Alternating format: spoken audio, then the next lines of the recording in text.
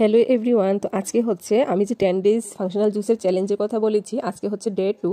তো আজকের যে ফাংশনাল জুসটা আমি তৈরি করছি সেটা হচ্ছে মেথি ওয়াটার। তো এখানে আমি 1 গ্লাস জল নিয়েছি, মোটামুটি 250 ml জল, আর এর মধ্যে আমি দিয়ে দিয়েছি 1 চামচ মেথি। এটাকে আমি সারা রাত ভিজিয়ে রেখে দেবো, মেথিগুলো ও ফুলে উঠবে এবং পরদিন সকালবেলা আমি সেই জুসটাকে কিন্তু খাবো। তো এখানে দেখুন মেথিটাকে আমি জলটাকে ঢেকে রেখে দিচ্ছি, আর পরদিন সকালবেলা এটাকে আমি খাবো। তো এখানে আমি মেথিটাকে একদম পরদিন সকালবেলা আমি সেটাকে ঢাকনাটাকে উঠিয়ে এখন মেথিটাকে চেকে ও বের করে নিতে পারি, আবার অনেকে আমরা মেথিটা সহই কিন্তু খেয়ে নিতে পারি।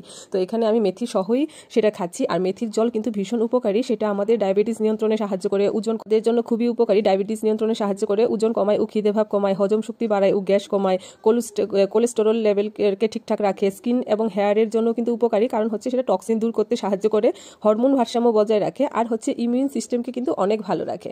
তো থ্যাংক ইউ এভরিওয়ান।